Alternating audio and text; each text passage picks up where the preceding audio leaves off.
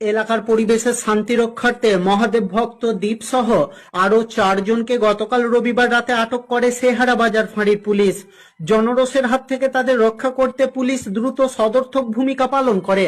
শুধু মদ খাওয়াই নয়, সেখানে বসানো হয়েছিল গাঁজার আসরও। সূত্র মারফত জানা গেছে, গতকাল রবিবার মাধবডিহি থানার উচালন এলাকায় দণ্ডি কাটা শেষ করে রাতের অন্ধকারে দ্বীপ সহ আরো 4 জন পৌঁছায় আগেই দণ্ডি কেটে পেরিয়ে যাওয়া শেহারা বাজার এলাকায়।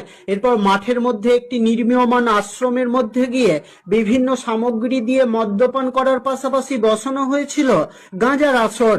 রাতের অন্ধকারে নির্মীয়মান আশ্রমে কেন আলো জ্বলছে, এটা দেখে সন্দেহ হয় কিছুটা দূরে থাকা বাসিন্দাদের মধ্যে। এরপর সেখানে গিয়ে তারা দেখেন দ্বীপ সহ বিভিন্ন প্রান্তের মোট 5 জন সেখানে বসে মদ্যপান করার পাশাপাশি গাঁজার আসর বসিয়েছে।